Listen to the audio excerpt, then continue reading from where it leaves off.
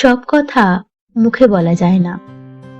কখনো কখনো আমাদের নিস্তব্ধতা অনুভব করতেই হয়। কেউ থালা সামনে নিয়ে ভাত নেড়ে চেড়ে এক গালও না খেতে পারলে বুঝে নিতে হয় সে ভালো নেই।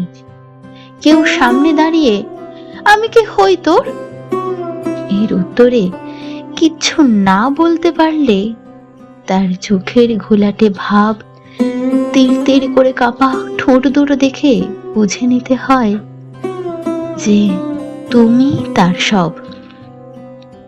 তেমনি হাজার বার ঘ্যান ঘ্যান করেও সামনের মানুষটার থেকে সাড়া না পেলে বুঝে নিতে হয় আসলেই সে তোমায় চাইছে না।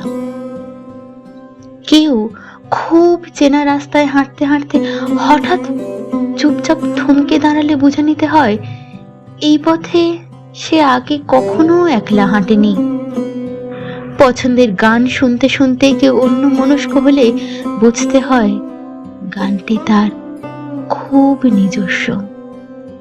আচমকা কোনো পারফিউমের গন্ধে কেউ পেছন ফিরে কিছু একটা খুঁজে আবার সামনে পা বাড়ালে বুঝে নিতে হয় তার বুকের চোরা সুতোয় টান পড়েছে।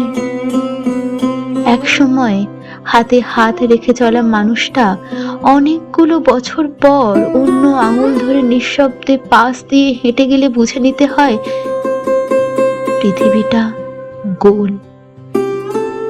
কেউ বন্ধুদের ভিড়ে হাসতে হাসতে হঠাৎ চুপ হয়ে গেলে বুঝে নিতে হয় সে আসলে একলাই।